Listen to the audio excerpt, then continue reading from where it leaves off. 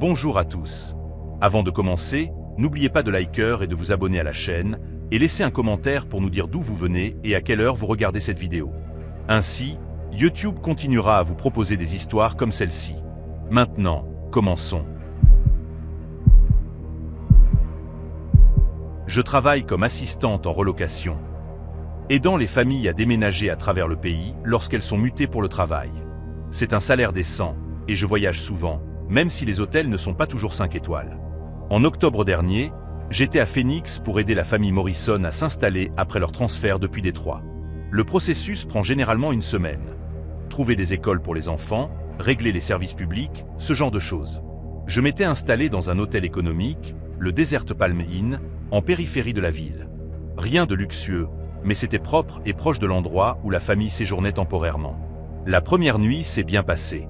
Chambre 237, au 2e étage, avec vue sur le parking. La moquette était d'un rouge bordeaux affreux avec des motifs dorés, typiques des années 90, jamais remplacés depuis. Les murs étaient décorés d'œuvres d'art génériques, et l'endroit sentait faiblement le désinfectant industriel mélangé à une odeur que je n'arrivais pas à identifier. J'avais déjà séjourné dans des endroits bien pires, alors je n'y ai pas prêté attention. J'ai déballé mes affaires, commandé un repas à emporter, et je me suis couché. Les Morrison avaient prévu une visite d'école pour leurs plus jeunes le lendemain matin, alors je devais me lever tôt. C'est la 2e nuit que tout a commencé. J'avais passé la journée à courir avec Madame Morrison pour trouver des pédiatres et des épiceries. Vers 20 h, mes pieds me faisaient horriblement mal. J'ai enlevé mes escarpins noirs, ceux que je porte toujours pour le travail, et je me dirigeais vers la salle de bain quand mon talon gauche a accroché quelque chose. Au début, j'ai pensé à un fil qui dépassait ou à la moquette qui se soulevait. Les hôtels comme celui-ci ne sont pas réputés pour leur entretien. Mais quand je me suis agenouillé pour voir ce qui avait accroché ma chaussure, j'ai remarqué que le coin de la moquette près de la fenêtre était bel et bien soulevé. Pas juste détendu, mais relevé, comme si quelqu'un l'avait tiré et avait essayé de la recoller. La curiosité a pris le dessus, et j'ai saisi le coin à 2 mains. La moquette s'est décollée plus facilement qu'elle n'aurait dû, avec un bruit de déchirure horrible alors que la vieille colle cédait. Ce que j'ai vu en dessous m'a retourné l'estomac d'une manière que je n'oublierai jamais. Le sous-plancher était taché de marques rouges brunâtres qui semblaient avoir imprégné le bois en profondeur. Pas seulement des taches de surface, mais des traces qui pénétraient dans le grain, s'étalant en motifs irréguliers qui me rappelaient du vin renversé. Sauf que le vin ne laisse pas cette couleur particulière une fois sec. Les taches couvraient une zone d'environ 1 mètre carré, avec de plus petites éclaboussures dispersées autour, comme si quelqu'un avait essayé de nettoyer, mais avait raté les gouttes périphériques. Je ne suis pas du genre à m'évanouir. J'ai déjà aidé des familles à vider des maisons de collectionneurs, mais quelque chose dans ces marques m'a glacé le sang. L'odeur que j'avais remarquée en arrivant était plus forte ici aussi, cette odeur sous-jacente sous le désinfectant industriel. Je me suis rassise sur mes talons, fixant ces taches pendant ce qui m'a semblé une éternité, mais qui n'a probablement duré que quelques minutes. Mon cerveau essayait désespérément de trouver des explications innocentes. Peut-être que quelqu'un avait renversé de la peinture, ou que c'était des dégâts des eaux mélangés à de la rouille, mais au fond de moi, je savais ce que je voyais. Le motif était trop spécifique, trop concentré en un seul endroit, avec ces taches révélatrices autour des bords. J'avais regardé assez de documentaires policiers pour reconnaître à quoi ressemble du sang séché après des années.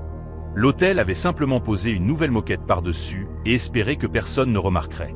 J'ai sorti mon téléphone et pris plusieurs photos, m'assurant de capturer toute l'étendue de la zone tachée, ainsi que des gros plans montrant la profondeur de la décoloration. Le flash a rendu les taches encore plus sombres, presque noires par endroits. Mes mains tremblaient. J'ai dû prendre chaque photo 2 fois pour m'assurer qu'elle soit nette. Ensuite, j'ai replacé la moquette du mieux que j'ai pu, bien qu'elle ne reste plus à plat depuis que j'avais brisé la vieille colle. Tout ce temps, je jetais des regards vers la porte, à moitié convaincu que quelqu'un allait entrer et me surprendre en train de fouiner. Le lendemain matin, je me suis rendu à la réception, mon téléphone à la main, prêt à montrer au gérant ce que j'avais découvert. Le type derrière le comptoir avait à peine 22 ans, les cheveux gras et une étiquette avec le nom Kyle. Quand j'ai expliqué que la moquette s'était décollée et ce qu'il y avait en dessous, il a à peine levé les yeux de son écran. Il a marmonné quelque chose sur les vieux hôtels qui ont toutes sortes de taches sous les sols. Ça pouvait être n'importe quoi, du café renversé à des accidents d'animaux datant de décennies. Quand j'ai insisté en disant que ça ressemblait à des taches de sang, il a simplement haussé les épaules et dit que le service d'entretien jetterait un coup d'œil plus tard. La façon dont il m'a congédié m'a rendu encore plus déterminé à découvrir ce qui s'était passé dans cette chambre. Ce soir-là, de retour dans ma chambre, frustré et mal à l'aise, J'ai posté les photos sur un groupe Facebook local en demandant si quelqu'un connaissait l'histoire du Desert Palmine. J'ai gardé la légende simple. J'ai trouvé de vieilles taches sous la moquette de ma chambre d'hôtel. Quelqu'un sait si cet endroit a une histoire que je devrais connaître. En moins d'une heure, j'avais des dizaines de commentaires, allant de blagues sur les punaises de lit à des suggestions plus sérieuses de contacter le service de santé. La plupart des réponses étaient du bruit typique des réseaux sociaux, mais un commentaire a retenu mon attention. Une femme nommée Linda Martinez avait écrit « Oh mon Dieu, est-ce la chambre 237 ?» Ma cousine y travaillait comme femme de chambre au début des années 2000. Elle disait toujours que cette chambre lui filait la chair de poule. La direction lui faisait nettoyer plus soigneusement chaque fois, comme s'ils essayaient d'effacer de mauvais souvenirs. J'ai répondu pour demander plus de détails, mais Linda n'a jamais répondu. Au moment où je me suis couché ce soir-là, la publication avait été partagée plus de 50 fois, et les commentaires devenaient de plus en plus fous. Les gens avançaient des théories allant des règlements de compte de la mafia aux violences domestiques qui avaient mal tourné. Le lendemain matin, j'ai été réveillé par un appel d'un numéro local inconnu. La voix à l'autre bout du fil était professionnelle, mais sérieuse. Détective Amanda Hay, du département de police de Phoenix. Elle m'a demandé si j'étais la personne qui avait posté des photos de taches dans la chambre 237 du Desert Palmine. Quand j'ai confirmé, il y a eu un long silence avant qu'elle ne dise qu'elle devait me parler en personne dès que possible. Quelque chose dans son ton m'a fait comprendre que ce n'était pas un simple suivi de routine. Elle m'a demandé de la rencontrer dans un café en bas de la rue de l'hôtel dans 2 heures et d'apporter mon téléphone avec les photos originales. La détective s'est avérée être une femme d'une quarantaine d'années, aux cheveux gris courts et aux yeux fatigués de quelqu'un qui a vu trop de cas difficiles. Elle a commandé un café noir et est allée droit au but. La chambre 237 avait été le théâtre d'un double meurtre en mars 2003. Un jeune couple, Jennifer Walsh et Michael Shen, y séjournait pour un week-end romantique. Quelqu'un les avait attaqués aux petites heures du matin, et tous deux étaient morts de multiples coups de couteau. L'affaire n'avait jamais été résolue, malgré des années d'enquête et plusieurs suspects. Ce qui rendait ma découverte significative, c'était que les photos de la scène de crime de 2003 montraient exactement le même motif de tache que celle que j'avais photographiée sous la moquette. La détective a expliqué qu'après l'enquête, l'hôtel avait prétendument rénové complètement la chambre, y compris le remplacement de tous les sols. Manifestement, ils avaient simplement posé une nouvelle moquette sur l'ancien sous-plancher sans assainissement approprié.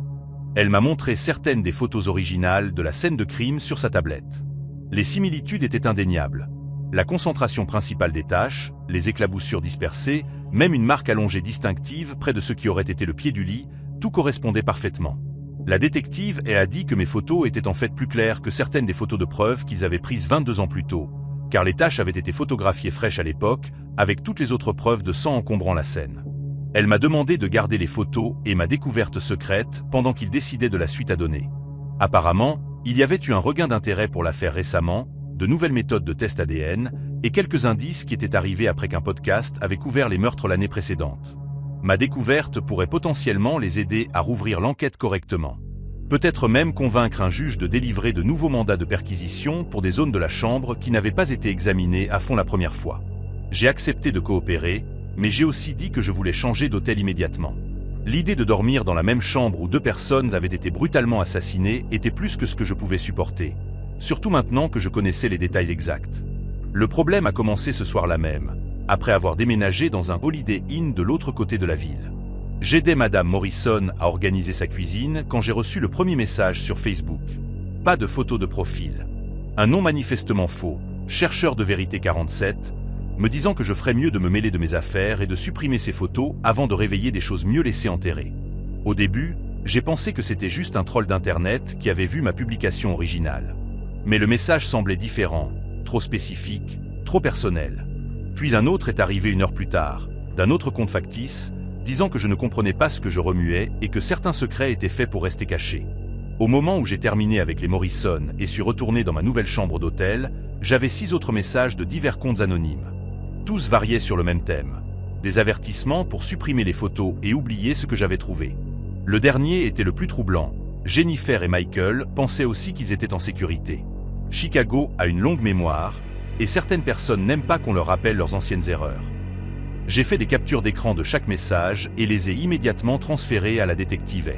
Elle m'a rappelé en moins de 20 minutes, sa voix plus tendue que lors de notre rencontre au café. Elle a dit qu'elle allait placer une voiture de patrouille dans le parking de l'hôtel pour les prochaines nuits et que je devais appeler le 911 si je recevais d'autres menaces. L'enquête était définitivement rouverte Et quelqu'un n'était clairement pas content. On m'avait toujours dit que la retraite serait ennuyeuse. Mais personne ne m'avait prévenu qu'elle pourrait être dangereuse. À 62 ans, après 30 ans passés au sein du département de police de Dallas, je pensais que la plus grande excitation à laquelle j'aurais à faire face serait de choisir entre les chaînes de télévision. Tout a changé pendant un misérable mois de février, alors que je me suis retrouvé au Lonear Motor Lodge, dans un coin oublié de l'Est du Texas, en convalescence après une opération du genou qui avait mal tourné. Ma fille Sarah insistait pour que je ne reste pas seul dans mon appartement, mais elle vivait en Californie et ne pouvait pas prendre de congé. La solution d'hébergement prolongé la moins chère que nous avons trouvée était cet endroit. Un vestige des années 70 avec une peinture turquoise délavée et une enseigne au néon qui ne fonctionnait qu'à moitié. Le propriétaire, un homme bourru nommé Pete, m'a proposé un tarif mensuel qui ne viderait pas complètement ma pension. Ce que je n'avais pas prévu, c'était à quelle vitesse cet endroit me rappellerait pourquoi j'avais passé 3 décennies à résoudre des énigmes que les autres préféraient ignorer. Le Lone Star se trouvait le long de l'autoroute 59, où il ne se passait pas grand-chose, à part des routiers qui prenaient un café et, de temps en temps, une famille qui s'arrêtait pour une nuit entre 2 destinations. Ma chambre était au 2e étage, avec vue sur le parking et un restaurant qui servait le petit déjeuner jusqu'à midi. L'endroit comptait peut-être 20 unités, dont la moitié était vide la plupart du temps.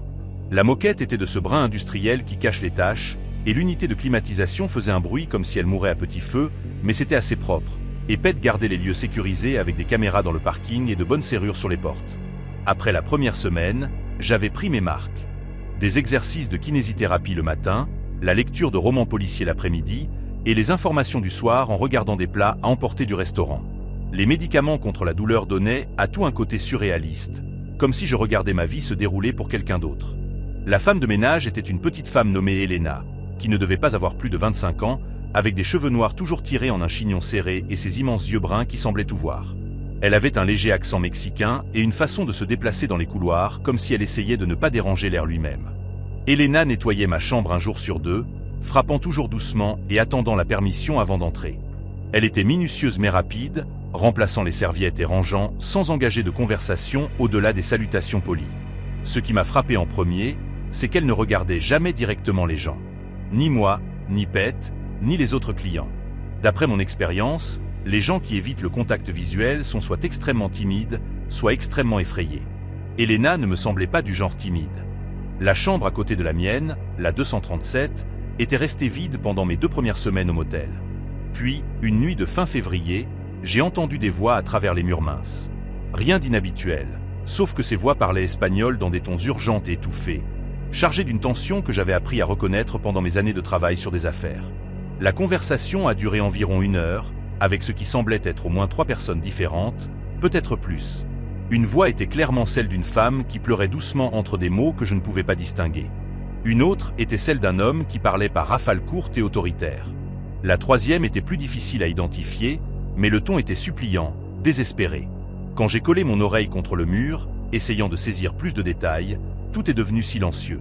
Le lendemain matin, Elena est arrivée pour nettoyer ma chambre plus tôt que d'habitude. Et quand j'ai demandé, de manière désinvolte, qui étaient les invités de la chambre d'à côté, son visage est devenu complètement vide. « Je ne sais rien de cette chambre », a-t-elle dit. Mais sa voix tremblait en le disant. Le schéma est devenu clair au cours des jours suivants.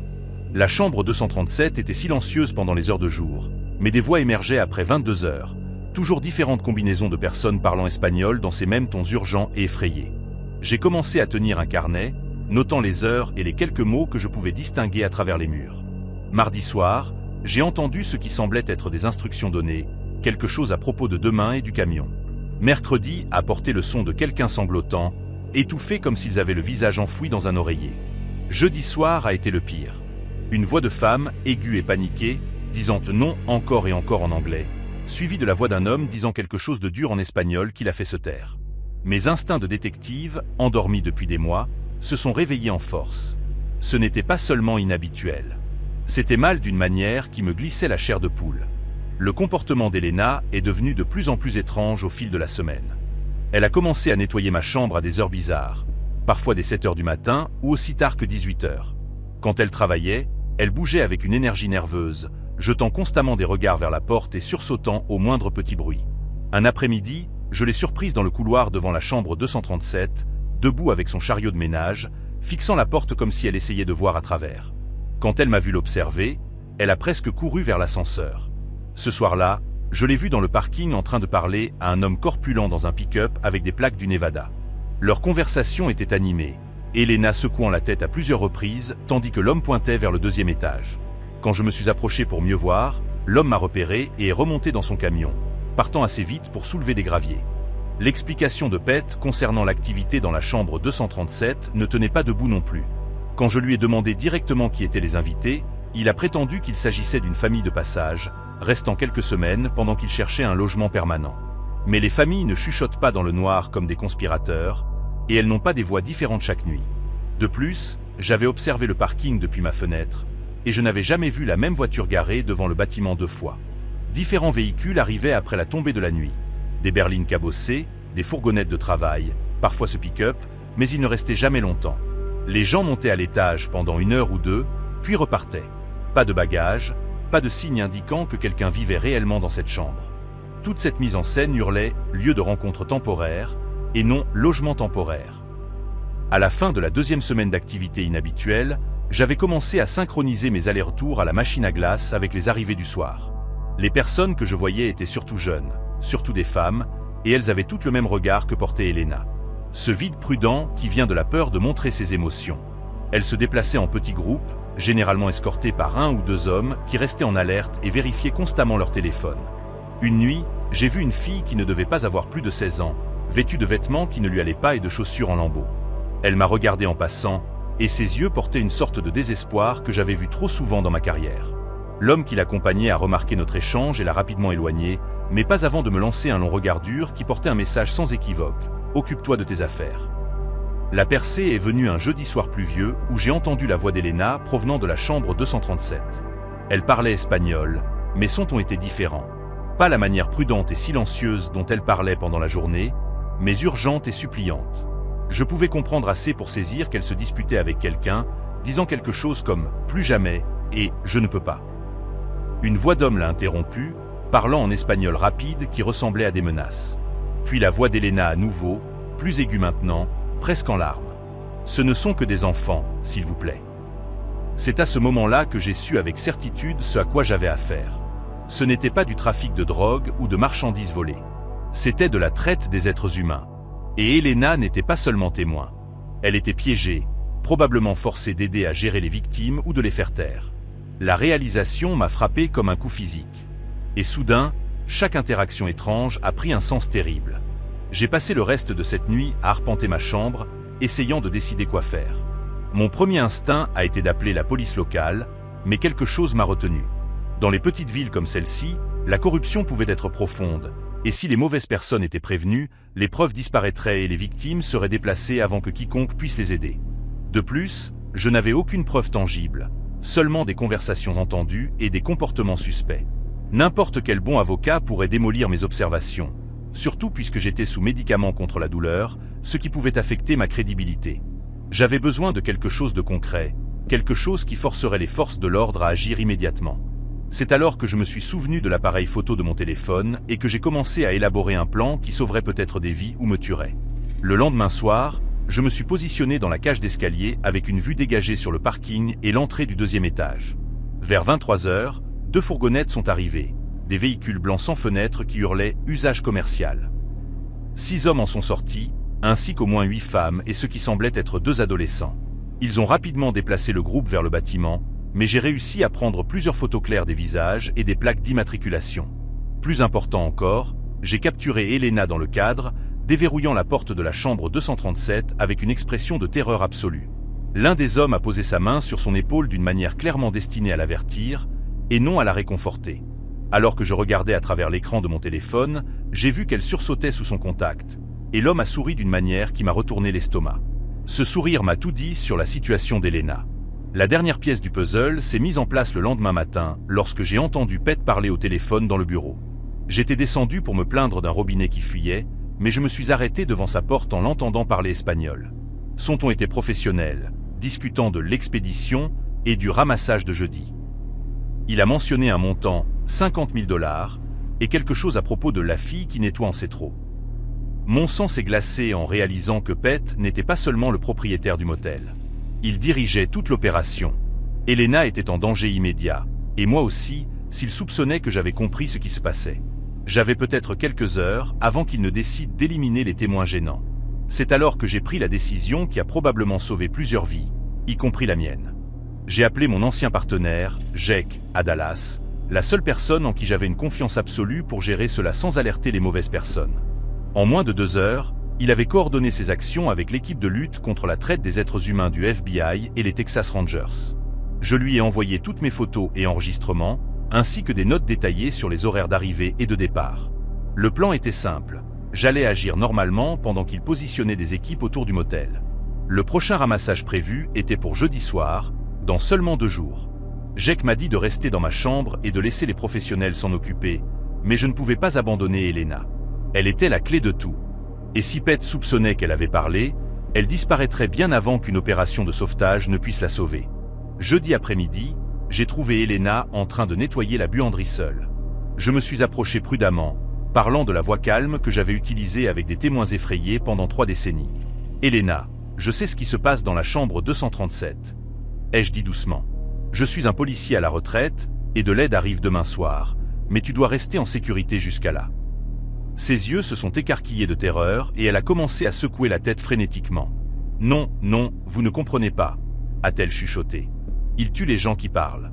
Ils ont tué la dernière fille qui a essayé d'aider quelqu'un à s'échapper. » C'est alors qu'elle m'a dit toute la vérité. Elle n'était pas seulement forcée d'aider. Elle était retenue en otage pour sa jeune sœur, qui se trouvait quelque part dans le réseau de traite. Si Elena ne coopérait pas, sa sœur serait tuée. Jeudi soir est arrivé avec un orage qui a fourni une couverture parfaite pour l'opération. J'ai regardé depuis ma fenêtre des véhicules non marqués se positionner autour du motel. À 22h47, les fourgonnettes blanches sont arrivées à l'heure prévue. Cette fois, il y avait plus de victimes, au moins 12 personnes, dont plusieurs qui semblaient être des adolescents. Alors qu'ils étaient poussés vers le bâtiment, des agents fédéraux sont intervenus de toutes les directions.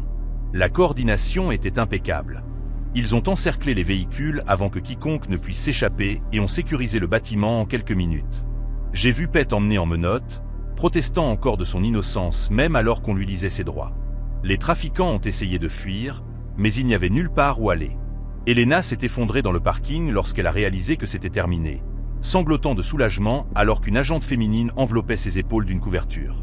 L'enquête a révélé que le Lonear Motor Lodge était une étape dans une route de traite qui s'étendait du Mexique aux grandes villes du sud des États-Unis. Plus de 40 victimes ont été sauvées cette nuit-là et lors d'opérations de suivi dans d'autres lieux.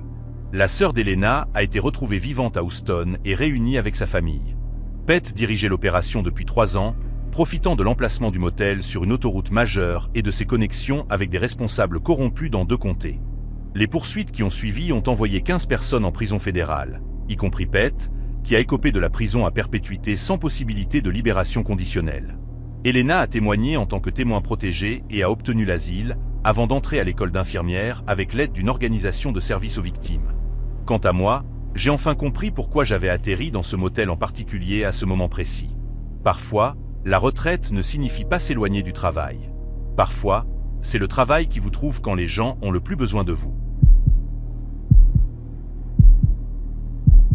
Je travaille comme infirmière pédiatrique à l'hôpital pour enfants de Cincinnati, et en août dernier, j'ai dû assister à une conférence à Cleveland sur de nouveaux protocoles de traumatologie. À 35 ans et éternellement célibataire, j'ai pris l'habitude de voyager seul pour le travail. L'hôpital m'avait réservé dans l'un de ses hôtels de chaîne milieu de gamme en centre-ville. Rien de luxueux, mais propre et à un prix raisonnable. Vous connaissez le genre, moquette beige, œuvre d'art générique, et cette odeur étrange qui est à la fois désinfectant industriel et quelque chose que vous ne pouvez pas tout à fait identifier. J'avais séjourné dans des dizaines d'endroits comme celui-ci au fil des ans. La chambre était au 4e étage, en angle, ce que j'appréciais car cela semblait plus intime. Je me souviens avoir pensé à quel point c'était calme par rapport à mes habitudes près de l'aéroport. La conférence était intense. 3 jours consécutifs de présentation sur les procédures d'urgence pédiatrique. Alors, j'avais hâte de simplement m'effondrer dans ma chambre chaque soir avec le service d'étage et Netflix. La première nuit, un mercredi, j'ai remarqué que la ventilation de la salle de bain faisait un bruit de grattement étrange chaque fois que la climatisation se mettait en marche. Ce n'était pas assez fort pour être vraiment agaçant, juste une vibration métallique irrégulière qui commençait et s'arrêtait. J'ai pensé que c'était des vis desserrées ou peut-être que la grille de ventilation n'était pas correctement fixée. Ces vieux hôtels ont toujours quelque chose de légèrement cassé, non? J'étais épuisé par le voyage et la première journée de présentation, alors j'ai simplement augmenté le volume de la télévision et j'ai essayé de l'ignorer. Mais en me couchant cette nuit-là, je continuais à l'entendre. Ce grattement intermittent qui semblait n'avoir aucun schéma. Parfois, cela durait 30 secondes, parfois juste un petit tremblement rapide. Je me suis même levé une fois vers minuit pour regarder la ventilation, mais elle semblait normale depuis l'endroit où je me tenais. Juste une grille métallique blanche standard avec ses lamelles horizontales. Rien ne semblait manifestement anormal. Le jeudi matin, j'en ai parlé à la femme de ménage quand elle est venue nettoyer la chambre. La femme, je crois qu'elle s'appelait Carmen, était vraiment désolée et a dit que la maintenance allait jeter un coup d'œil. Elle l'a même noté sur son petit bloc-notes, ce qui m'a donné l'impression qu'elle allait vraiment suivre la procédure. Mais quand je suis revenu de la conférence ce soir-là, rien n'avait été réparé. Si quelque chose, le grattement semblait pire. Et c'est alors que j'ai commencé à remarquer autre chose. De petites lueurs rouges provenant de la zone de la ventilation. Juste de brefs éclairs, comme quand on attrape un reflet sur l'écran de téléphone de quelqu'un de l'autre côté d'une pièce. Je me suis convaincu que c'était probablement le détecteur de fumée ou peut-être un type de détecteur de mouvement que je n'avais pas remarqué auparavant. Les hôtels ont toutes sortes d'équipements de sécurité auxquels les clients ne prêtent généralement pas attention. Je me souviens être resté dans la salle de bain à me brosser les dents et avoir vu une autre de ces lueurs rouges dans mon champ de vision périphérique. Quand je me suis retourné pour regarder directement la ventilation, tout semblait normal. Le grattement s'est considérablement aggravé jeudi soir. Ce n'était plus seulement quand la climatisation fonctionnait. Cela se produisait de manière aléatoire, parfois pendant des minutes. J'ai appelé la réception vers 23 h et le gérant de nuit, un certain Tony avec un fort accent de Cleveland, s'est excusé abondamment et a proposé de me déplacer dans une autre chambre. Mais j'avais tout mon matériel de conférence étalé, mes vêtements défaits, et honnêtement, j'étais trop fatigué pour tout remballer à nouveau. Il a promis que la maintenance serait là dès le lendemain matin. Je lui ai demandé à propos des lumières rouges et il a hésité une seconde avant de dire que c'était probablement juste le système d'éclairage de secours faisant ses vérifications normales. Cela avait du sens pour moi. Les hôpitaux ont des systèmes similaires qui clignotent périodiquement. Mais alors que je me préparais pour le lit, j'ai remarqué que les éclairs se produisaient plus fréquemment et semblaient provenir spécifiquement de derrière la grille de ventilation, et non d'un détecteur ou d'une alarme visible. Je suis resté là pendant probablement 5 minutes, fixant cette ventilation, attendant de le revoir. Vendredi était le dernier jour de la conférence, et j'étais en fait soulagé parce que la situation de la ventilation commençait vraiment à me taper sur les nerfs. J'avais à peine dormi jeudi soir. Chaque fois que ce grattement commençait, je me réveillais en sursaut. Mais c'est pendant ma douche du matin que les choses ont pris une tournure qui m'a noué l'estomac d'une inquiétude réelle. Je me shampouinais les cheveux, les yeux fermés, quand j'ai entendu ce qui ressemblait à un bourdonnement mécanique doux provenant directement au-dessus de moi, pas le bruit habituel de la VMC. C'était différent, plus délibéré, comme un petit moteur qui s'ajustait ou se focalisait. J'ai rincé le shampoing aussi vite que possible et j'ai regardé la ventilation. La lumière rouge a clignoté une fois, 2 fois, puis s'est éteinte. Je suis resté là, dégoulinante, fixant ses lamelles métalliques, et pour la première fois, j'ai commencé à me demander si peut-être ce n'était pas juste un câblage défectueux ou des problèmes de maintenance du bâtiment. Il y avait quelque chose de presque réactif dans le timing, comme si ce qui causait la lumière savait que je regardais. J'ai passé la plupart de la journée de vendredi distrait pendant les sessions de la conférence, pensant à cette ventilation. Pendant la pause déjeuner, j'ai appelé ma sœur Cathy à Cincinnati et je lui ai parlé de la chambre d'hôtel bizarre. Elle a toujours été la pragmatique de la famille, elle travaille dans la sécurité informatique. Et elle a immédiatement commencé à poser des questions techniques. « Es-tu sûr que ce n'est pas juste un détecteur de fumée ?» a-t-elle demandé. Ces trucs peuvent mal fonctionner et clignoter à des intervalles étranges.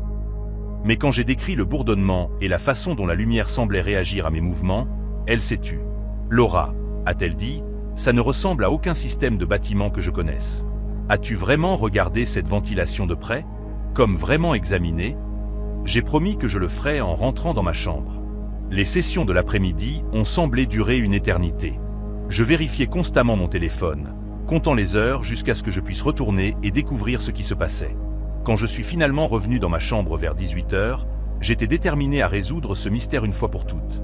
J'ai traîné une des chaises du bureau dans la salle de bain et je suis monté pour examiner la ventilation de plus près. De près, je pouvais voir que certaines des vis maintenant la grille en place étaient légèrement desserrées, ce qui expliquait le grattement. Mais alors que j'examinais les lamelles métalliques, essayant de voir à travers elles dans les conduits au-delà, j'ai vu quelque chose qui a fait se tendre chaque muscle de mon corps. Là, à environ 15 cm derrière la grille, à peine visible dans l'ombre, se trouvait un petit objet circulaire qui ressemblait à une lentille. Il était incliné vers le bas, pointé directement vers la zone de la douche. J'ai cligné des yeux, pensant peut-être que j'imaginais des choses, mais quand j'ai regardé à nouveau, il était définitivement là. Une minuscule caméra, pas plus grande qu'un quart de dollar, avec une petite LED rouge qui a clignoté une fois pendant que je la fixais, comme si elle reconnaissait que je l'avais enfin trouvée. Je suis descendu de la chaise si vite que j'ai failli tomber. Mon cœur battait à tout rompre alors que je saisis mon téléphone et que je commençais à prendre des photos de la ventilation sous tous les angles possibles. La plupart étaient trop sombres pour montrer beaucoup de détails, mais sur quelques clichés, on pouvait juste distinguer cette forme circulaire derrière les lamelles. J'ai immédiatement appelé la réception et quand Tony a répondu, j'ai à peine pu garder ma voix stable. Il y a une caméra dans la ventilation de ma salle de bain, ai-je dit, une caméra cachée pointée vers la douche. Il y a eu une longue pause avant qu'il ne réponde. Madame, c'est une accusation très grave. Êtes-vous absolument sûre? Je lui ai dit que j'étais debout là, à la regarder. Et il a dit qu'il enverrait immédiatement la sécurité ainsi que le superviseur de la maintenance. Pendant que j'attendais, j'ai pris plus de photos et j'ai même essayé d'enregistrer une vidéo, bien que l'éclairage la rendait presque impossible à capturer clairement ce que je voyais. La sécurité est arrivée en moins de 10 minutes. 2 hommes dans la cinquantaine portant ces uniformes bleus génériques que l'on voit dans toutes les chaînes d'hôtels. Le superviseur de la maintenance, un homme noir plus âgé nommé Curtis, portait une boîte à outils et semblait sincèrement préoccupé. Je leur ai d'abord montré les photos sur mon téléphone, pointant l'objet circulaire derrière les lamelles de la ventilation. Curtis a plissé les yeux en regardant l'écran et a hoché la tête d'un air sombre. « Ouais, ça ne devrait définitivement pas être là », a-t-il dit. « Laissez-moi enlever cette grille et on verra à quoi on a affaire. » Il est monté sur la chaise que j'avais utilisée plus tôt et a commencé à dévisser la grille de ventilation. Le grattement que j'avais entendu pendant 3 jours a été immédiatement expliqué. 2 des 4 vis étaient à peine accrochés. Quand il a enlevé la grille, nous avons tous pu le voir clairement. Une petite caméra numérique montée sur un support réglable avec ce qui semblait être un émetteur sans fil attaché. La LED rouge a clignoté une fois, comme si elle savait qu'elle avait été découverte. Curtis a tendu la main et l'a soigneusement débranchée, passant l'appareil à l'un des agents de sécurité. « C'est bien au-dessus de mon salaire », a dit Curtis, essuyant ses mains sur sa chemise de travail. « Nous devons appeler la police tout de suite. » L'un des agents de sécurité était déjà à la radio, parlant à voix basse et urgente à quelqu'un à la réception. En quelques minutes, ma chambre était remplie de monde. La direction de l'hôtel, plus de sécurité, et finalement 2 policiers de Cleveland qui semblaient avoir déjà vu ce genre de choses. La détective Patricia Woods, une femme aux yeux perçants dans la quarantaine, a pris le contrôle de la scène immédiatement. Elle a photographié tout, a mis la caméra dans un sac comme preuve, et a commencé à poser des questions détaillées sur quand j'avais remarqué les problèmes pour la première fois. « Depuis combien de temps séjournez-vous ici ?» a-t-elle demandé. Quand je lui ai dit que c'était ma 3e nuit, elle a échangé un regard significatif avec son partenaire. « Vous n'êtes pas la première personne à signaler cela », a-t-elle dit calmement. « Nous avons eu 3 autres plaintes concernant cet hôtel au cours des 8 derniers mois. » La détective Woods a demandé à Curtis de leur montrer exactement comment quelqu'un accéderait à l'espace derrière cette ventilation. Il nous a conduits hors de ma chambre et dans le couloir vers un placard de stockage que j'avais croisé des dizaines de fois sans y prêter attention. À l'intérieur, derrière des étagères remplies de papier toilette et de produits de nettoyage, se trouvait un panneau étroit qui semblait faire partie du mur. Curtis a dû déplacer plusieurs boîtes pour y accéder. Et quand il l'a ouvert avec un tournevis, nous avons pu voir un espace de rampement exigu qui courait horizontalement derrière les murs de la salle de bain. Quelqu'un de petit pourrait définitivement passer par ici, a dit la détective Woods, éclairant l'ouverture avec sa lampe torche. Le faisceau a illuminé ce qui semblait être un réseau de câbles et d'autres petits appareils montés sur des supports. « Mon Dieu !» a murmuré Curtis. « Depuis combien de temps cela dure-t-il » Le partenaire de la détective appelait déjà des unités supplémentaires et ce qui semblait être une équipe de la scène de crime. Le gérant de l'hôtel, une femme nerveuse nommée Patricia, qui était apparue à un moment donné pendant le chaos, continuait à s'excuser et insistait sur le fait que c'était la première fois qu'ils entendaient parler de problèmes. Mais la détective Woods n'y croyait pas, madame, nous avons des rapports documentés remontant à 8 mois, a-t-elle dit fermement. Des clients dans les chambres 412, 438 et 441 ont tous signalé des activités suspectes impliquant des ventilations de salles de bain. J'ai senti un haut le cœur en réalisant que je séjournais dans la chambre 447, juste au bout du couloir par rapport aux autres. La détective m'a demandé de faire mes bagages immédiatement, expliquant que ma chambre faisait maintenant partie d'une scène de crime active. Alors que je jetais mes vêtements dans ma valise, je ne cessais de penser à toutes les fois où j'avais pris une douche, changé de vêtements, ou simplement marché dans la chambre en sous-vêtements au cours des 3 derniers jours. Quelqu'un m'avait observé. La violation me semblait écrasante, comme un poids appuyant sur ma poitrine. J'avais voyagé seul pendant des années sans jamais me sentir en danger. Et maintenant, je ne savais pas si je me sentirais un jour à l'aise dans une chambre d'hôtel. Au cours des 2 heures suivantes, la police a découvert des caméras dans cette chambre différentes au 4e étage, toutes accessibles par ce même réseau de passage. La détective Woods a expliqué que celui qui avait installé cela planifiait cela depuis des mois, peut-être plus. Les câbles menaient à un hub d'enregistrement central caché dans une zone de maintenance inutilisée entre les étages. C'est du matériel sophistiqué, m'a-t-elle dit alors que j'étais assise dans le lobby en donnant ma déposition. Du matériel de qualité professionnelle, transmission sans fil, capacité d'accès à distance. Quelqu'un a dépensé beaucoup d'argent pour monter cela. La partie la plus dérangeante était que les caméras de sécurité de l'hôtel avaient été manipulées. Certains angles étaient bloqués ou redirigés pour cacher celui qui accédait à ce placard de stockage. Quand j'ai demandé s'ils avaient des suspects, la détective Woods a secoué la tête.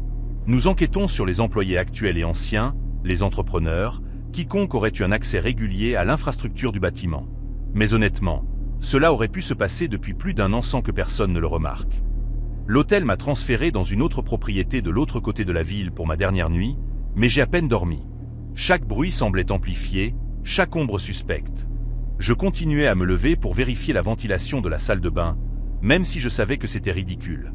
La détective Woods m'avait donné sa carte et promis de me tenir informé de l'enquête. Malheureusement, les affaires comme celle-ci sont rarement simples, m'avait-elle prévenu. Même si nous identifions qui a fait cela, prouver qu'ils ont réellement enregistré ou distribué des images est compliqué.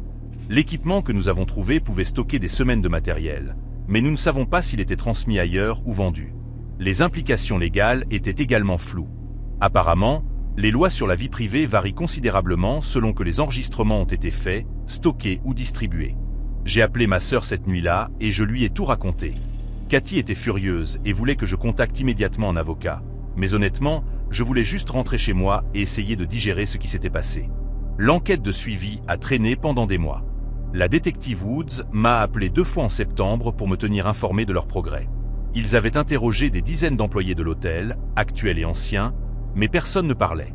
L'équipement avait été nettoyé de toute empreinte digitale, et les signaux sans fil menaient à des impasses, probablement acheminés à travers plusieurs réseaux pour cacher leur origine. Nous traitons cela comme une opération organisée, m'a-t-elle dit lors de notre dernière conversation. Pas seulement un pervers solitaire avec une caméra cachée. Le niveau de planification et d'expertise technique suggère que plusieurs personnes étaient impliquées. En novembre, j'ai reçu une lettre du bureau central de l'hôtel proposant un règlement pour tout désagrément ou détresse que j'aurais pu subir. Mon avocat, que Cathy avait finalement convaincu de m'engager, m'a conseillé de l'accepter plutôt que de poursuivre un long procès aux résultats incertains.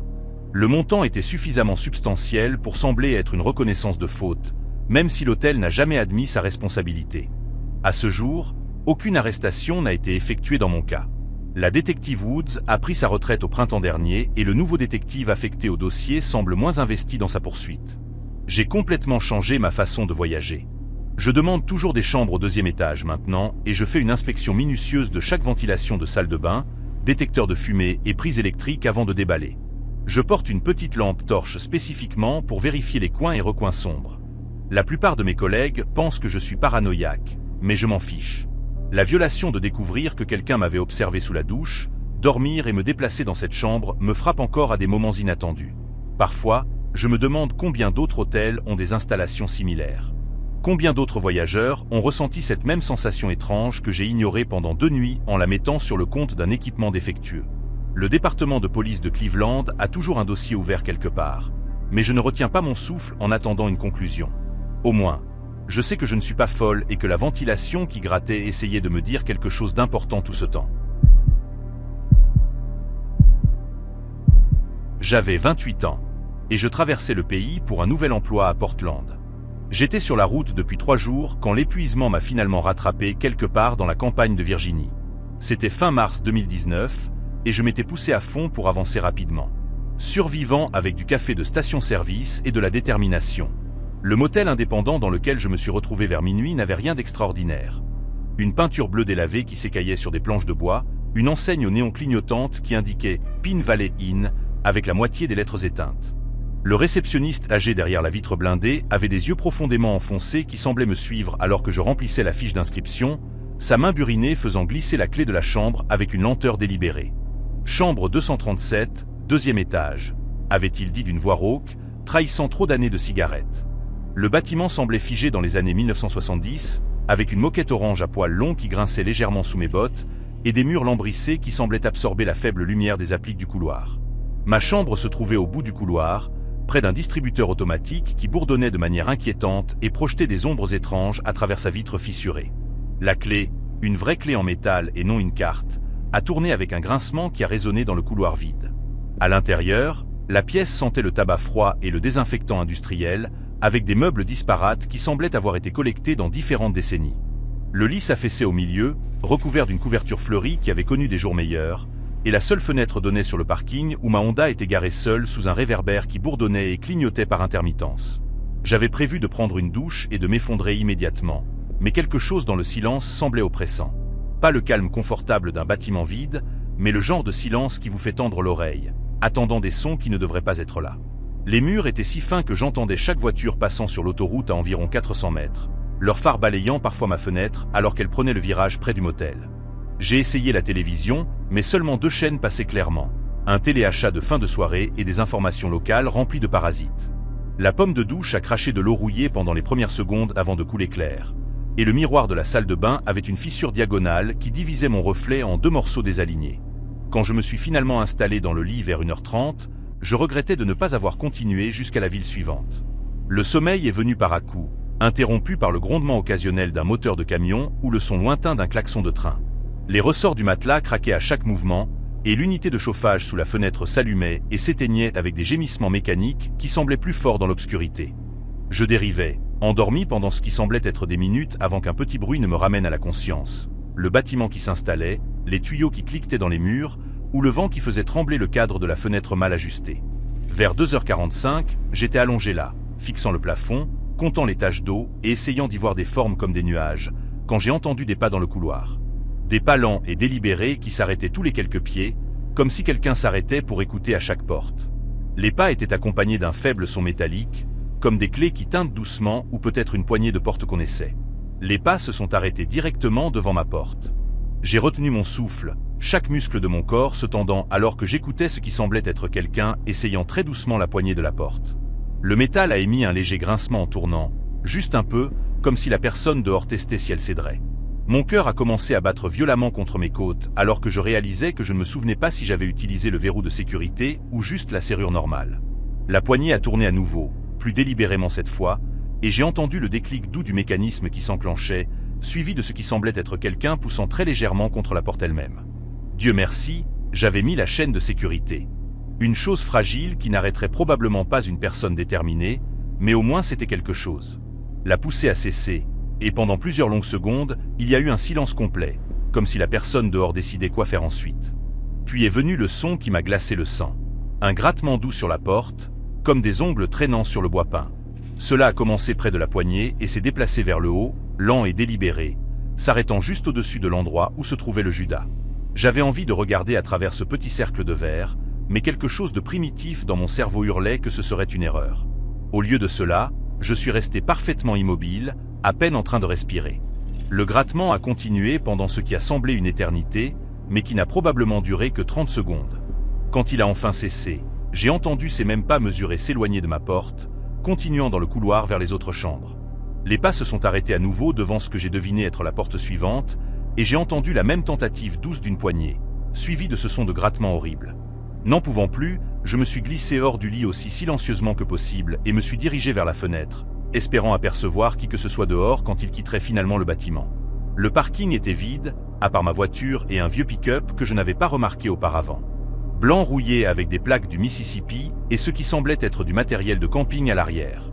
Le réverbère continuait son clignotement erratique, projetant tout en poules intermittents de lumière jaune et d'ombre profonde.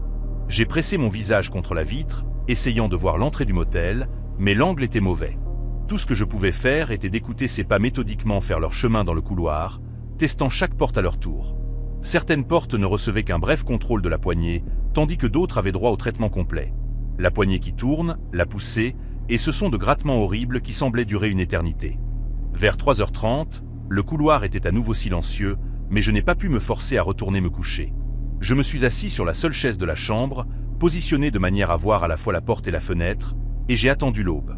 Chaque petit bruit me faisait sursauter. La machine à glace qui se mettait en marche au bout du couloir, une portière de voiture qui claquait quelque part au loin, même le changement d'affichage de l'horloge digitale avec son bip électronique doux. Vers 4h, j'ai entendu ce qui semblait être une porte qui s'ouvrait et se fermait quelque part dans le bâtiment, suivi du son lointain d'un moteur qui démarrait. En regardant par la fenêtre, j'ai vu le pick-up blanc quitter le parking, ses phares balayant le bâtiment avant de disparaître sur la route d'accès. Le conducteur a gardé la lumière intérieure éteinte, donc je n'ai pas pu distinguer de détails. Mais quelque chose dans la façon dont le camion se déplaçait lentement, presque à contre-cœur, suggérait que la personne derrière le volant n'était pas pressée de partir. Quand le soleil a finalement commencé à se lever à l'horizon vers 6h, j'avais l'impression d'avoir retenu mon souffle pendant des heures. Les sons normaux du matin ont commencé à filtrer, les oiseaux qui gazouillaient, le trafic lointain qui s'intensifiait sur l'autoroute, et quelque part dans le bâtiment, le grondement des vieux tuyaux alors que quelqu'un ouvrait une douche. J'ai réussi à somnoler par à-coups pendant environ 1 heure avant d'abandonner complètement et de décider de partir tôt. Mes nerfs étaient à vif et l'idée de passer une autre nuit dans cet endroit me retournait l'estomac. J'ai fait mes bagages rapidement, fourrant tout dans mon sac de voyage sans prendre la peine de plier quoi que ce soit correctement. Le couloir semblait différent à la lumière du jour, plus petit d'une certaine manière et plus délabré que dans mon souvenir. La moquette orange était encore plus criarde à la lumière du matin, tachée de décennies de déversement et de passage, et je pouvais voir que plusieurs portes avaient de profondes éraflures autour des poignées, comme si elles avaient été forcées à plusieurs reprises au fil des ans. Le même réceptionniste âgé était toujours derrière le comptoir quand je suis allé faire le check-out, bien qu'il ait l'air de ne pas avoir bougé de cet endroit toute la nuit. Ses yeux étaient injectés de sang et il y avait une tasse de café à côté de son coude qui avait une pellicule à la surface, suggérant qu'elle était là depuis des heures. Quand j'ai mentionné avoir entendu quelqu'un dans le couloir pendant la nuit, son expression n'a pas changé du tout. Il m'a juste regardé avec ses yeux profondément enfoncés, comme si je parlais une langue étrangère. « Il n'aurait pas dû y avoir personne à votre étage », a-t-il dit finalement, sa voix encore plus rauque que la veille. « Vous étiez le seul client là-haut. On a un homme d'affaires dans la 1014 et un routier dans la 115, mais le deuxième étage était vide à part vous. » Il l'a dit avec une telle certitude que j'ai presque douté de ce que j'avais vécu, mais je savais ce que j'avais entendu. Je l'ai pressé pour plus d'informations, expliquant les pas et le test de la poignée de porte, mais il a simplement haussé les épaules et dit « Les vieux bâtiments font des bruits étranges. » Ça aurait pu être le vent, a-t-il suggéré, bien que je ne me souvienne pas de vent. Ou peut-être des tuyaux qui s'installent, ça arrive tout le temps. Mais quelque chose dans ses yeux m'a dit qu'il en savait plus qu'il ne le laissait paraître. Quand j'ai demandé à propos du pick-up blanc, son visage est devenu complètement vide et il s'est soudainement intéressé à feuilleter des papiers sur son bureau. « Je ne sais rien d'un pick-up blanc, a-t-il marmonné sans lever les yeux. On a tout genre de véhicules qui passent par ici. » J'ai payé ma note, en espèces bien sûr, et me suis dirigé vers la porte, impatient de mettre de la distance entre le Pin Valley Inn et moi. Mais alors que je chargeais mon sac dans la Honda, j'ai entendu des voix élevées venant du côté du bâtiment. La curiosité a pris le dessus, et je me suis dirigé vers le son, restant près du mur du bâtiment. Ce que j'ai vu m'a fait fléchir les jambes. 2 policiers se tenaient devant la chambre 115, la même chambre que le réceptionniste avait mentionnée comme abritant un routier. L'un des officiers parlait dans sa radio, tandis que l'autre photographiait quelque chose à l'intérieur de la porte. Je ne pouvais pas voir grand-chose depuis mon angle, mais j'ai aperçu quelqu'un étant chargé sur un brancard. Vivant, heureusement, mais clairement inconscient. La personne semblait être d'âge moyen, vêtue d'une chemise à carreaux, et il y avait quelque chose dans la façon dont elle était allongée, si immobile, qui suggérait que ce qui s'était passé n'était pas juste quelqu'un cuvant trop d'alcool. Un ambulancier vérifiait les signes vitaux, tandis qu'un autre préparait une poche de perfusion. Leurs mouvements étaient urgents mais contrôlés. Je savais que je devais partir, mais quelque chose m'a retenu sur place alors que je regardais la scène se dérouler. L'un des officiers, une grande femme aux cheveux gris tirés en un chignon serré, interrogeait le réceptionniste, qui était sorti du bureau avec plus d'animation que je ne l'avais vu toute la matinée. D'après ce que j'ai pu entendre, le routier avait été trouvé par le service d'entretien vers 7h, inconscient sur le sol de sa chambre avec sa porte grande ouverte. L'officier continuait à demander à propos des autres clients, des caméras de sécurité, et si quelqu'un avait signalé une activité suspecte. Les réponses du réceptionniste étaient courtes et évasives, mais quand elle a demandé à propos du deuxième étage, je l'ai entendu dire clairement « On avait un client là-haut. Un jeune qui traversait le pays. Il a fait le check-out il y a environ 1 heure. C'est à ce moment-là que j'ai réalisé que je devais leur parler, malgré chaque instinct qui me disait de monter dans ma voiture et de m'éloigner le plus vite possible. Je me suis approché des officiers et j'ai expliqué ce que j'avais vécu pendant la nuit. Les pas, le test des poignées de porte, les sons de grattement et le pick-up blanc parti vers 4 heures. L'officier, dont la plaque indiquait « Sergent Collins », a écouté attentivement et pris des notes détaillées. Quand j'ai décrit la manière méthodique dont quelqu'un avait descendu le couloir, testant chaque porte, son expression est devenue de plus en plus sombre. La porte de la victime n'a pas été forcée, m'a-t-elle dit. Le verrou n'était pas engagé, juste la poignée tournée. Celui qui a fait ça cherchait des chambres non verrouillées. Elle m'a demandé de décrire le pick-up en détail. Et quand j'ai mentionné les plaques du Mississippi et le matériel de camping, elle a échangé un regard significatif avec son partenaire. Il suivait une série d'incidents similaires le long de l'autoroute, toujours dans de petits motels indépendants, ciblant toujours des voyageurs solitaires dans des chambres non verrouillées. Les ambulanciers ont chargé le routier dans leur ambulance, et j'ai appris de l'un d'eux que la victime s'en sortirait probablement. Il semblait avoir été drogué plutôt que physiquement agressé, bien qu'il ne saurait pas avec certitude avant que les tests sanguins ne reviennent. Vous avez de la chance d'avoir utilisé votre verrou de sécurité, m'a dit le sergent Collins en me tendant sa carte. Nous pensons que ce type opère sur ce tronçon d'autoroute depuis des mois, peut-être plus. Il frappe toujours des endroits sans caméra de sécurité. Il part toujours avant l'aube. Elle a expliqué qu'ils avaient trouvé des preuves dans d'autres cas suggérant que le coupable portait une sorte de sédatif, probablement quelque chose qui pouvait être administré par contact cutané ou inhalation. Le grattement que j'avais entendu à ma porte aurait pu être lui essayant de glisser quelque chose à travers l'interstice ou testant si le cadre de la porte était assez lâche pour être manipulé de l'extérieur. 3 semaines plus tard, j'ai reçu un appel du sergent Collins. Ils avaient attrapé le gars, un vagabond nommé Bobby Hutchkin, qui vivait dans ce pick-up blanc, ciblant des motels isolés le long de LI 95. Il avait avoué plus d'une douzaine d'intrusions similaires, cherchant toujours des portes non verrouillées et des voyageurs solitaires qui ne seraient pas immédiatement manqués. Le son de grattement que j'avais entendu était lui utilisant un outil métallique fin pour tester les cadres de porte et essayer de manipuler les serrures intérieures. Dans mon cas, la chaîne de sécurité m'avait sauvé. Il n'aurait pas pu passer sans faire de bruit qui aurait pu réveiller d'autres clients. Le routier dans la chambre 115 avait laissé sa porte déverrouillée en sortant pour une cigarette vers 3 heures, donnant à Hutchkin l'opportunité qu'il attendait. Parfois, je repense encore à cette nuit, surtout quand je séjourne dans des endroits inconnus. J'utilise toujours le verrou de sécurité maintenant. Je vérifie toujours 2 fois la chaîne de sécurité. Et je ne laisse jamais ma porte déverrouillée, pas même pour 1 minute. Vous savez comment certains endroits vous donnent la chair de poule? L'hôtel Grand Méridien, en plein centre de Chicago, était l'un de ces endroits. Mais après y avoir travaillé de nuit pendant 3 ans, je pensais avoir tout vu. Il s'avère que je me trompais complètement. Ce qui s'est passé avec la chambre 712e hante encore. Et j'ai besoin d'en parler à quelqu'un, car garder cela pour moi me rend fou. Tout ce cauchemar a commencé en février 2021, en plein milieu d'un de ces hivers brutaux de Chicago, où le vent hurle dans les rues comme quelque chose de vivant et de furieux. J'avais 26 ans, tout juste sorti de l'université avec un diplôme en hôtellerie qui ne me menait nulle part rapidement. Le Grand Méridien n'était pas exactement le Ritz, mais c'était correct.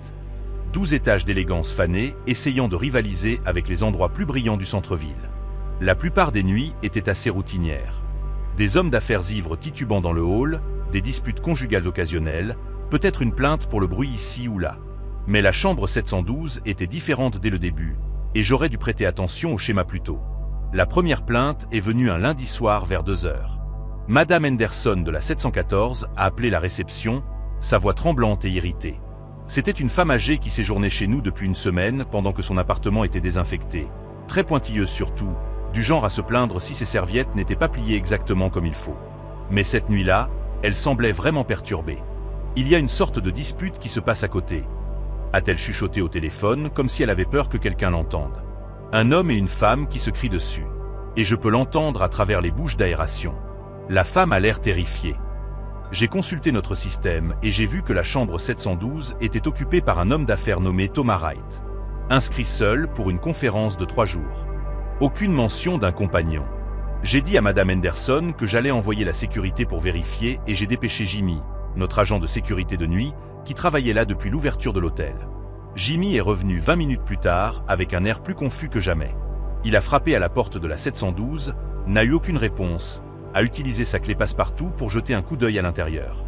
La chambre était vide, le lit intact, aucun signe de perturbation.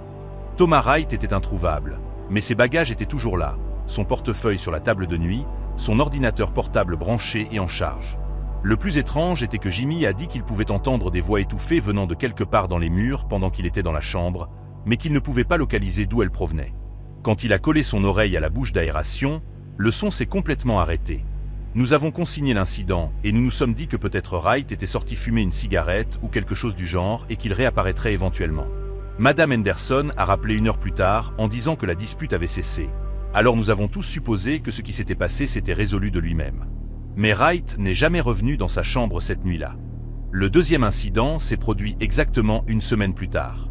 Un autre client dans la 714, un jeune couple de Denver nommé les Johnson, en ville pour leur anniversaire de mariage. Vers 3 heures, ils ont tous les deux appelé en panique, parlant l'un par-dessus l'autre au sujet de violences conjugales qu'ils entendaient venir de la 712. Le mari, David, était en colère et exigeait que nous appelions la police parce qu'il jurait avoir entendu une femme pleurer et supplier quelqu'un d'arrêter de la frapper. Sa femme disait sans cesse qu'elle entendait des meubles être jetés et du verre se briser. La chambre 712 était censée être vide cette nuit-là selon nos registres, mais j'ai tout de même envoyé Jimmy pour vérifier. Même scénario exact qu'avant. Chambre complètement vide, aucun signe de perturbation, tout propre et rangé. Mais Jimmy a mentionné quelque chose qui m'a glacé le sang. Il a dit que quand il se tenait au centre de la chambre, il pouvait jurer entendre un sanglot faible venant de l'intérieur des murs, comme si quelqu'un était piégé dans le système de ventilation. Le schéma est devenu impossible à ignorer après cela. Chaque semaine, quiconque séjournait dans la 714 appelait avec exactement la même plainte. Des disputes violentes, des pleurs, des sons de quelqu'un qui se faisait blesser, tout venant de la chambre 712. Et chaque fois que nous enquêtions, la chambre était soit vide, soit le client à l'intérieur n'avait aucune idée de ce dont nous parlions. Les sons semblaient toujours venir des bouches d'aération, toujours entre 2 heures et 4 heures du matin, et ils s'arrêtaient toujours au moment où la sécurité entrait dans la 712. Ce qui a vraiment commencé à me faire peur, c'était à quel point les plaintes devenaient spécifiques. Les clients décrivaient entendre une femme supplier « S'il te plaît, ne fais pas ça. Je te le promets. » Ou une voix d'homme hurlant « Tu m'as forcé à faire ça. » Un client a même affirmé avoir entendu quelqu'un être traîné sur le sol. Les descriptions étaient si vivides et cohérentes que j'ai commencé à tenir un carnet, notant chaque détail. En mai, j'avais documenté 12 incidents séparés, tous suivant exactement le même schéma. Les choses se sont envenimées en juin quand un client a réellement disparu. Melissa Torres, une cadre marketing de Phoenix, s'est enregistrée dans la 714 pour un voyage d'affaires de 4 nuits. Elle a appelé lors de sa 2e nuit avec la plainte habituelle, mais cette fois, elle était absolument hystérique. « Quelqu'un est en train d'être assassiné là-dedans », a-t-elle hurlé au téléphone. Je peux l'entendre s'étouffer, halter pour respirer. « Vous devez faire quelque chose. » Je pouvais l'entendre sangloter à travers le combiné et elle répétait sans cesse que la femme de la chambre d'à côté appelait à l'aide. Jimmy est monté immédiatement, mais la chambre 712 était occupée par un vieil homme nommé Harold Brennan, qui dormait profondément et était complètement perplexe quand Jimmy l'a réveillé. Brennan a insisté sur le fait qu'il n'avait entendu rien d'inhabituel et qu'il dormait paisiblement depuis des heures. Melissa a exigé d'être déplacée dans une autre chambre, alors nous l'avons relogée au 5e étage. Elle semblait plus calme après cela, et s'est même excusée d'avoir fait une telle scène. Mais voici le truc. Quand la femme de ménage est allée nettoyer la 714 le lendemain, Melissa avait disparu. Son lit était fait. Ses affaires étaient emballées et posées près de la porte, mais elle était introuvable. Nous avons cherché partout. Sa voiture était toujours dans notre parking. Sa carte de crédit n'avait pas été utilisée depuis le dîner de la veille. Et les caméras de la réception montraient qu'elle était entrée dans l'ascenseur vers 23 heures, mais jamais redescendue. La partie vraiment troublante était que sa carte clé ne montrait aucune activité après cette entrée de 23 heures, ce qui signifiait qu'elle n'avait jamais quitté sa chambre, du moins pas par la porte. La direction de l'hôtel voulait garder cela discret. Alors ils ont attendu 3 jours avant de déposer une déclaration de personne disparue, prétendant qu'ils pensaient qu'elle avait peut-être quitté les lieux avec un ami ou un collègue. L'enquête de la police a été minutieuse, mais n'a rien donné. Melissa Torres avait simplement disparu sans laisser de traces, comme si elle n'avait jamais existé. Son entreprise a finalement envoyé quelqu'un pour récupérer ses affaires, et la vie à l'hôtel est revenue à la normale. Mais je n'ai pas pu arrêter de penser à sa voix terrifiée au téléphone, nous suppliant d'aider la femme dans la 712. La femme qui, selon nos registres et nos vérifications de sécurité, n'existait pas. C'est à ce moment-là que j'ai décidé de creuser plus profondément dans l'histoire de la chambre 712. J'avais travaillé au Grand Méridien pendant 3 ans, mais je ne m'étais jamais donné la peine de me renseigner sur le passé de l'hôtel au-delà des informations basiques qu'on vous donne pendant la formation. Le bâtiment avait été construit en 1967, avait connu plusieurs changements de propriétaires et avait été rénové à plusieurs reprises, mais il devait y avoir plus que cela, surtout compte tenu de ce que les clients continuaient d'entendre à travers ces bouches d'aération. J'ai commencé par interroger certains des employés plus anciens, des femmes de ménage et du personnel d'entretien qui étaient là depuis des décennies. La plupart d'entre eux ont simplement haussé les épaules ou m'ont lancé des regards bizarres quand j'ai mentionné la chambre 712. Mais Dolores, de la femme de ménage, m'a finalement pris à part un après-midi. C'était une femme portoricaine robuste dans la soixantaine qui nettoyait les chambres depuis les années 80. Et elle avait ce regard dans les yeux, comme si elle attendait que quelqu'un pose les bonnes questions. « Cette chambre a une histoire, mis à mort », a-t-elle chuchoté, jetant des regards autour pour s'assurer que personne d'autre n'écoutait. Une mauvaise histoire que la direction ne veut pas que les gens racontent. Dolores m'a parlé d'un meurtre qui s'est produit dans la chambre 712 en 1989. Une femme nommée Catherine Walsh y séjournait avec son petit ami, un avocat ambitieux des banlieues qui avait la réputation d'être contrôlant et violent. Selon Dolores, tout le 7e étage les avait entendus se disputer cette nuit-là. Hurlements, objets jetés, la femme suppliant et pleurant. Mais quand la sécurité de l'hôtel est finalement intervenue, ils ont trouvé Catherine morte dans la salle de bain, la tête écrasée avec un cendrier en cristal. Le petit ami, Richard Cromwell, a prétendu que c'était un accident. Il a dit qu'elle avait glissé et était tombée pendant une dispute. Son histoire ne cessait de changer, cependant. D'abord, il a dit qu'elle s'était cognée la tête contre le lavabo. Ensuite, il a dit qu'elle avait trébuché sur le tapis de bain. Puis il a affirmé qu'elle avait bu et perdu l'équilibre. L'enquête de la police était une blague parce que Cromwell avait des relations dans toute la ville. Son père était un juge important et il avait des amis dans le bureau du procureur. Toute l'affaire a été balayée sous le tapis très rapidement. La mort de Catherine a été jugée accidentelle. Cromwell s'en est sorti sans même une tape sur les doigts et la direction de l'hôtel a payé sa famille pour qu'elle garde le silence sur tout l'incident. Mais voici ce qui m'a vraiment marqué. Dolores a dit que depuis la mort de Catherine, la chambre 712 avait été un problème. Pas seulement le genre de bizarreries habituelles des hôtels, mais quelque chose de plus sombre. Les clients se plaignaient d'entendre des disputes et des pleurs à travers les bouches d'aération, exactement comme ce que je documentais. Parfois, ils trouvaient la salle de bain inondée sans explication, ou découvraient que toutes les serviettes avaient été jetées dans la pièce, même si la femme de ménage venait de la nettoyer. Un client a prétendu avoir vu le reflet d'une femme dans le miroir de la salle de bain debout derrière elle.